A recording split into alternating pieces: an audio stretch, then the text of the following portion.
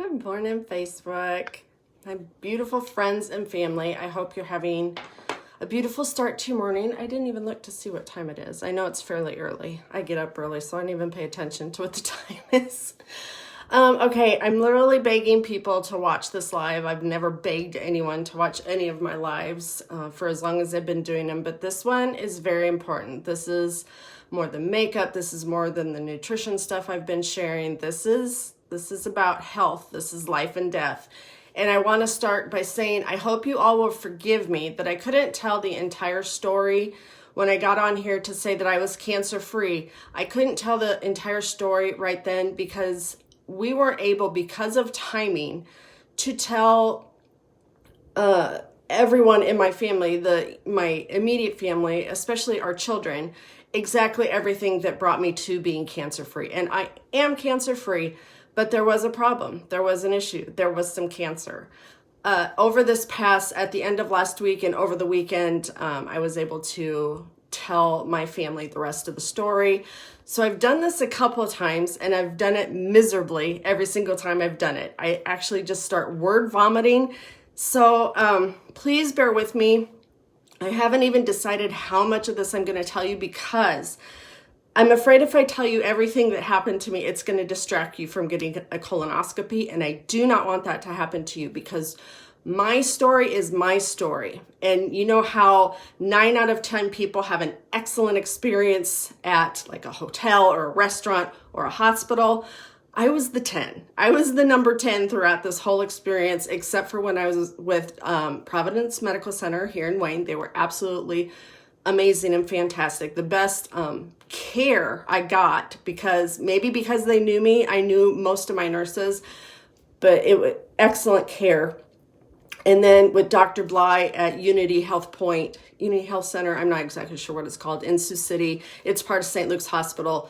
Dr. Bly was amazing and full of information, and I owe my life to her. So I'm going to try and keep this short. I'm just going to try and give you the highlights because there's 2 parts to the story. Get your colonoscopy, get it early. It will save your life. Be an advocate for yourself. If you don't like the answers you're getting, keep asking, keep searching, keep finding other people to give you answers. Okay, so I got my polyp removed, and Dr. Bly told us she didn't think she saw anything worrisome. 2 days later, she called me on the phone, and I knew if she was calling me with my results, it wasn't good.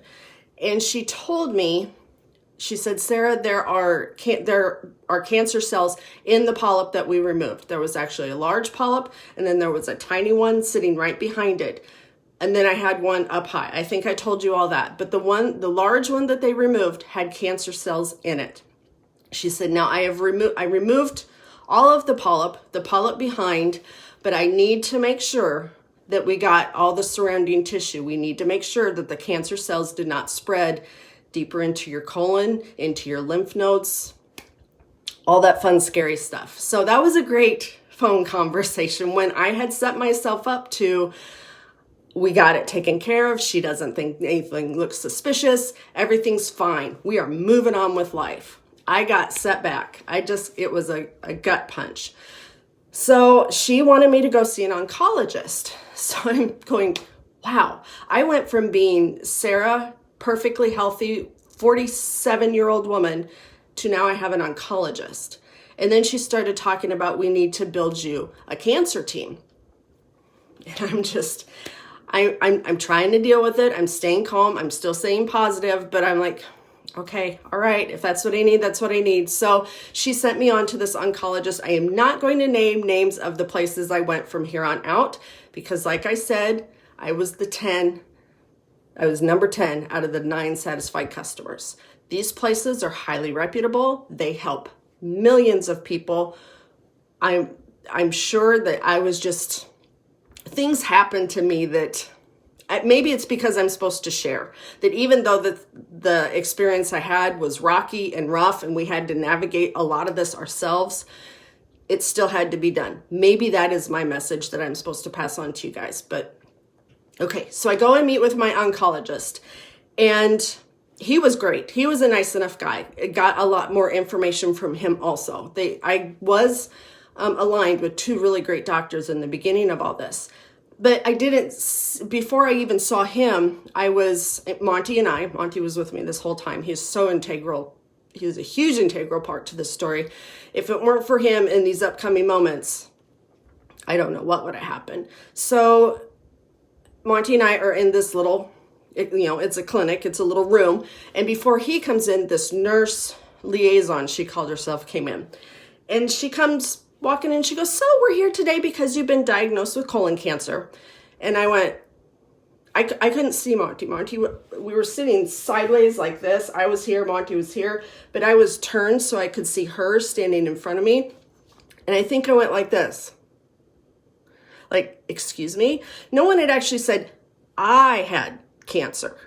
Me, Sarah, my polyp had cancer. This is how I'm thinking in my head this whole time. That's how I guess I'm dealing with it. My polyp has cancer. As far as we knew up to that point, it had been removed. We're just meeting with this oncologist because Dr. Bly wanted this oncologist to read through my pathology reports, speak with the pathologist, and then discuss with me what possibly we need to do next, if we even needed to do anything next. Our next step, we thought, was actually kind of precautionary. Well, we quickly learned that it was something that had to be done. Okay, so she leaves. That was traumatic. So I kind of shut down after that. And Monty, thank God, was alert and didn't let that knock him over like a ton of bricks. So he was more present when the doctor came in, and he starts talking about the cancer. And he shows a chart, I believe it was, on the computer screen. And it stage 2 or 3. I was in stage 2 or 3. They weren't exactly certain. They wouldn't know until I had this procedure that I thought was optional 2 seconds ago, now is mandatory. Once they had this lower endoscopic ultrasound, then they would know exactly where I was and where we needed to go from there. He started talking about reconstructing my sphincter, pooping in a bag, death. It's okay. We got through it. I'm cancer free. But it was a lot. And I thought, when I was sitting in that clinic before we even went back, and I was looking at all these poor cancer patients and the hell that they obviously were going through is on their face. I was sitting in that clinic going, oh my God, I'm now one of them. I'm going to go through hell, and I don't know if I can handle it. Monty, the doctor started saying all these tests that he wanted to run on me. I had blood work done at that clinic before I had talked to him. And he said, we'll get those results before you leave today. So we'll go over those quick before you leave. But we'd also like to do, in addition to the ultrasound, we want to do an MRI of your pelvic region. We want to do a CAT scan of your chest. And there was one other thing that I can't remember. And I woke up then and went, hang on a minute. We're here because Dr. Bly said she just wanted you to look over my reports and discuss the ultrasound if I needed it or not. And then you were supposed to refer us on to that doctor in Omaha. That's all we are aware of. That's why we're here today, is to get your opinion and then get out of here. I wanted out of that room so bad. And he goes, oh, okay. Well, no, she didn't communicate that to me, but we can certainly do that. I'm not offended if you want to get a second opinion. And I'm still thinking, second opinion? No, I just want to go get this procedure that I thought was optional, but fine. I now accept that I need it. I just want to go get this procedure, know exactly what's going on, and then freaking move on. The whole time, I'm like, I just want to freaking move on with my life. I want this in my past. It's got to be in my past. This is not me. This is not what's taking me down. Let's go. So Monty goes, why do we need all these tests when we don't know exactly what stage it's in? And by this point, the blood work comes in. White blood cell perfect. Marker test for colon cancer shows nothing. Blood work is fantastic. Everything else in me is fantastic, perfectly healthy, shows perfect healthy signs. I'm having no pain, no issues. Monty goes, why are we doing all these extra scans and tests if we're not sure what we're exactly dealing with yet? And this pissed me off. What happened next? He goes, the doctor, well, we can get rid of the CAT scan. We probably don't need to do that yet. And we don't have to do the MRI. What the F, you guys?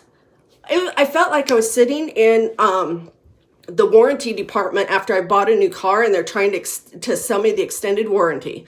A minute ago, I needed head to toe scans. I get it, just to check to see for spreads and everything, but back the damn truck up and hang on for a minute. Let's see if we need all this stuff first. I'm no doctor, I understand. And those of you that have gone through this and probably know so much more than me about the whole situation are probably thinking I'm stupid or Monty was stupid for speaking up and making them slow down. But I don't know, it just seems so excessive.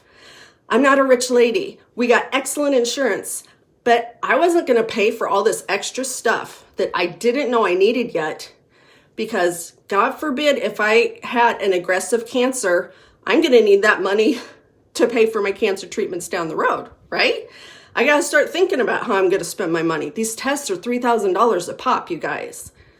Sometimes after insurance. They're still coming. Okay, don't let me get ahead of myself. So, okay, where are we? He goes, okay, why don't I refer you on? We'll get you this lower abdominal endoscopic ultrasound in Omaha. Fantastic. This is where we wanted to be anyway. We didn't even want to make this stop in Sioux City. We wanted to go straight to Omaha, but Dr. Bly said it was a necessary step to get us there. We took the step. It was a freaking traumatic step, but we did it and we got moved on.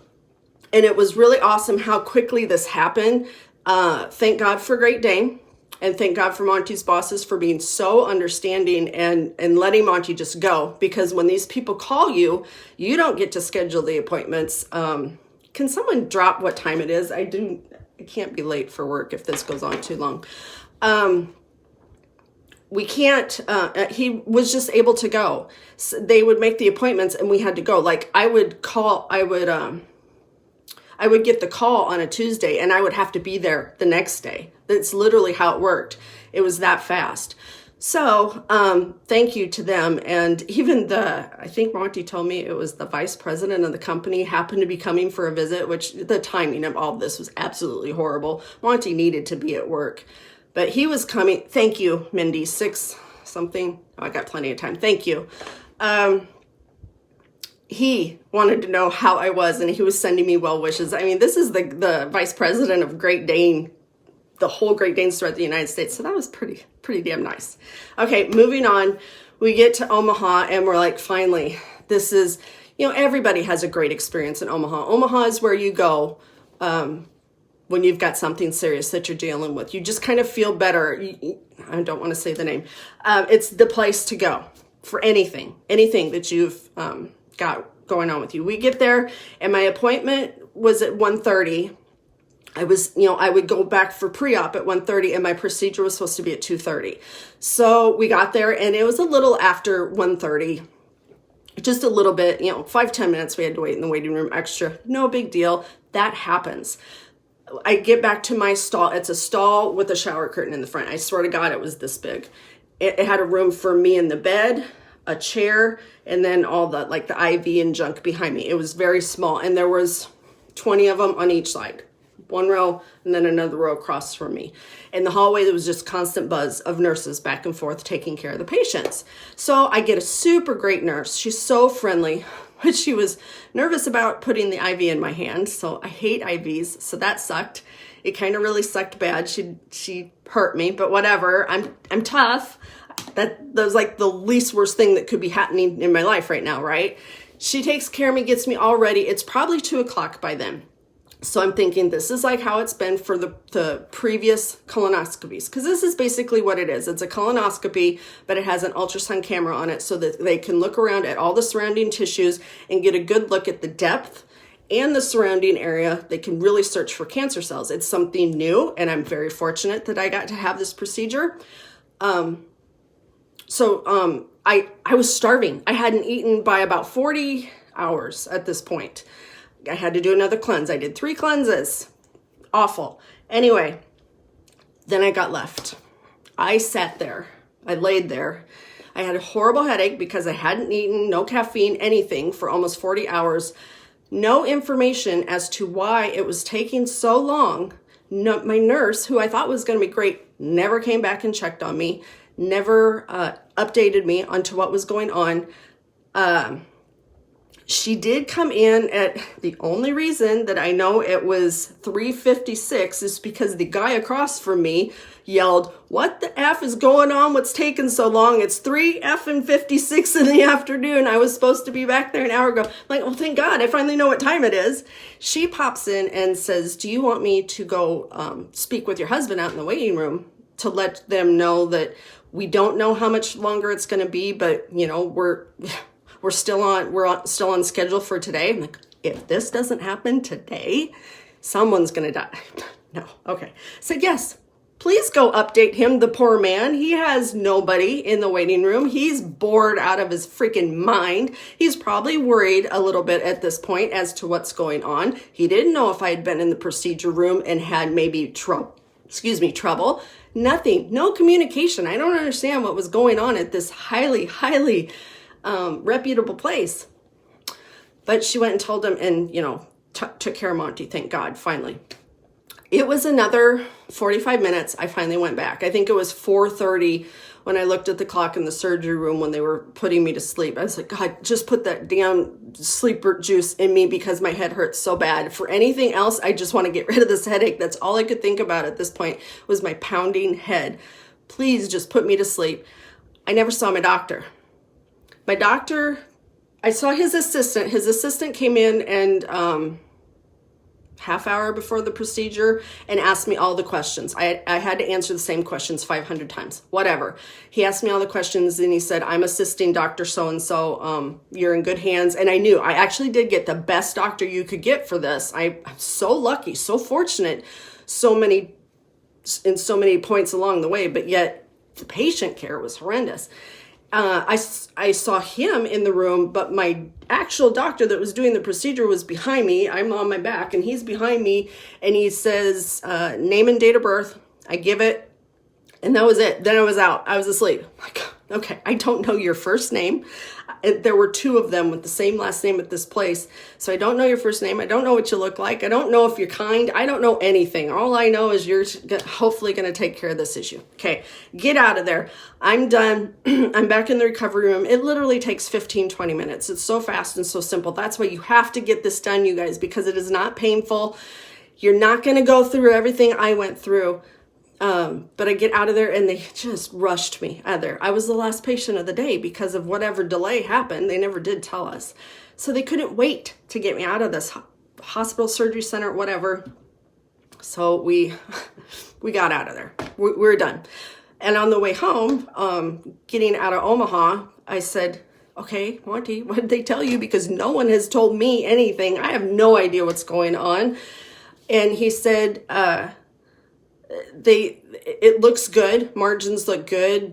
But they will send us, they will call us by Friday with results. And he said, if you don't hear from us on Friday, you will hear from us Monday. I had my procedure on Wednesday. It was a Wednesday. So we had to wait Wednesday to Friday. I thought, oh, it's got to be by Friday. It can't take that long to get these results because we're in Omaha and the lab is right there. Everything is fast, really fast, except for wait time for your procedure. So I thought for sure we'll have it by Friday. Now, this is the week before Kelsey's graduation. And this is why we can't let anybody know everything that's going on because we didn't want Kelsey's graduation to be, overshadowed with negative news. Up to this point, we didn't know what news we had. We didn't know, was the cancer completely gone? Did it spread? We didn't know. So we kept it to ourselves. And we thought that was the right thing to do. Dealing with this afterwards, I'm having issues. I'm going to be open and honest. I don't know if it's post-traumatic stress, if you could even call it that. That feels like I'm not worthy of that, but I'm having some issues. And I don't know if it's because I wasn't able to share it with my family. I mean, I could have told everybody, and I know my daughters are strong enough to deal with things like that. We just didn't want to, it was a personal decision, but I think it's affecting me now because it was a lot. It was a lot to go through. And then to let me continue on the story. Monday, we still hadn't heard a thing. Okay, so at 2 o'clock on Monday, Monty texts from work. He goes, call them. We should have had this phone call by now. This is ridiculous. Call them. So I call some nurse, and she said, okay, what's your doctor's name? I said, don't know. I said, here's his last name. I know you have 2 of them there, but I don't know his first name. And she said, well, just give me your date of birth and we can probably find it that way. Date of birth is key to everything. So I did. And she goes, oh, yes, here we go. She goes, they sent you a letter out on Friday. I said, they sent me a letter? I'm waiting to find out if I have cancer. Why did they send me a letter? And I might not have been as cheerful when I said that. She goes, oh, ma'am, would you like me to read the letter to you? I said, yeah, please. So she did.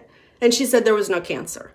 And I said, thank you so much, because I've been waiting since Wednesday, but knew Friday I would probably get my answers and be able to pick up my life and move on, be happy and excited for my daughter.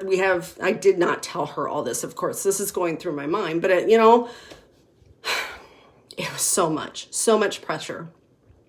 So we knew Monday, and that's why I could get on live that following Tuesday to let you all know that I'm cancer-free. The reason I did that and didn't wait till after I told my family everything is because I was getting so many messages and texts and stuff of people asking about me, and that touched my heart so much. I have some really amazing friends, some really amazing family, and I got tired of saying the same half story. So I just thought I'll get on Facebook and hopefully that will take care of that. And then after graduation, I can let everybody know. Ashton was also going on a vacation during this time, and I didn't want to ruin her vacation. When I told her, she was grateful. She said, I'm glad you didn't tell me, because I would have come right back. And I said, there would have been nothing you could do. I didn't want to ruin your vacation. So that's my story, you guys. So I saved my life because they got the cancer out. I was first diagnosed with my general practitioner with a hemorrhoid. I thought it was a hemorrhoid. He thought it was a hemorrhoid. Really presented as a hemorrhoid. I've had 2 children. I'm a grown woman that sits on my butt a lot, holding children all day. Hemorrhoids made sense. So I was on medication for the hemorrhoid for 2 weeks, and it kind of got better. It got a lot better, actually. And I thought, well, that was it. I'm done. I don't have to deal with it anymore. And then the symptoms started coming back again. I was bleeding again, but not a lot. So there was a split second in there where I said, it's still a hemorrhoid. I'm just going to let it go. I'm not going to go back. If he calls to check up on me, I'm just going to say, I'm fine. If I would have done that cancer would have spread. Let me explain to you, a cancer cell in a colon polyp takes 10 years to grow. So at 36, this started in me. So I was already on my way. Remember, they never did tell me exactly what stage it was, but 2 or 3, I was stage 2 or 3 cancer. 4 starts getting into some serious shit. If I would have let it go, even a month later, because my oncologist said, this isn't something you need to do tomorrow, but you don't want to wait a month. I would have just put it off because I didn't want to deal with it, you guys. I didn't want to be the girl with cancer. I wasn't mentally prepared for that. So I'm proud of myself that I made myself call back in to my doctor and say, I'm still having issues. And he sent me on to Providence to Dr. Nemechek. He's very, very good. He just couldn't remove it because it was going to be a big bleeder, and he didn't have the supplies to stop the bleeding, is what we were told. So, but he very good.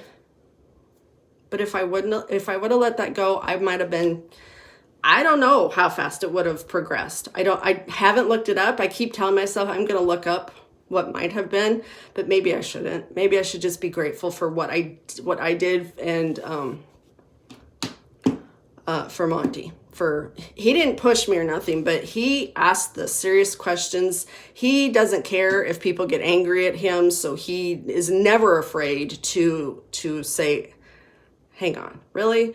I mean, if he wouldn't have been there on oncology day, I would have just gone, oh, okay, do everything, whatever. I don't know. It seems like a lot, but if you say so. And I ended up not needing all that stuff. You don't know, I guess, until you go through it yourself. But so, get the damn thing. I had to tell my daughters, because it started so early in me, that they have to be screened early in life, way early. They say 45 now for men and women, but my girls have to start a whole decade sooner. I'm also at risk for breast cancer. So I have to have mammograms every 6 months. I'm actually due for another mammogram. The other thing that the oncologist said that I need to do now that things have settled is I'm going to do some genetic testing, because if I've had one form of cancer, I'm susceptible to others. Apparently, I didn't know that that's how that works. Awesome. But, I already knew I have breast cancer issues probably. So I am going to get, a genetic testing so I can be more proactive. If I hadn't been proactive with this would be a different story that I'd be telling you. I would be getting ready for chemo, radiation, mentally preparing for possibly pooping in a bag, or my family be preparing for my funeral. I mean, I'm not going to miss these huge parts of life that are coming up, marriages, daughters, having babies, all the travel that I plan on doing with Monty. I'm not missing out on that life for something so simple. It was a very simple thing to do, and it ended up being an ordeal because I had cancer. I guess it's hard for me to say that I actually had it because I never felt like I did, and I didn't have to go through the chemo or the radiation. So I feel very lucky. I'm very, very lucky. I know I am. I'm so blessed, and God had His hand on me throughout the whole thing. So now I think that I actually didn't know how I was going to come on here and tell everybody this story, because like I said at the beginning, I don't want to scare anybody away, but yet this is so important. So, and I think it's kind of a God thing where I'm supposed to share this. I got to share it. I hate sharing so much of personal information with people, but this is important. This is, let me be your cautionary tale. So that is it. Thank you all for watching. Thanks to those that hopped on. I'll read comments when I get done because I can feel myself. I'm just like on the edge of emotions. One funny story. After the oncologist, we had to go to the UPS store in Sioux City to mail something back. I had the package. I was not coherent. I was not myself. I'm carrying the package in the UPS store, and the guy's standing there with his little scanner, and he goes, You need to put it down, because I think I was holding it like this. I don't know. He goes, you put it down over here. And he started getting pissy with me. He goes, you need to put it over here. I said, here. I don't yell at people, you guys. I don't ever do things like that. And he caught what was building up. And the minute we got back into the truck, I just let go. That was the first time I'd cried over this situation. And I couldn't stop, and poor Monty hates it when I cry. He's a guy. Any guy hates people crying. And he said, what do you want me to do? I said, just go. I want to go home. He goes, I'm not moving this truck until you're okay. I can laugh about that now because I have never reacted to a person like that, a stranger, in my entire life. So that poor guy, I apologize to him. He got the brunt of my emotions. But that's why I will not read comments until I get done here. I am done. Thank you for watching. Get your colonoscopy. I don't care how old you are. If you're having symptoms, you go in right now and get it. If you're a 45, man or woman, go get it now. It'll save your life. It saved mine. I love you guys. Thanks so much for the support. You are all the best.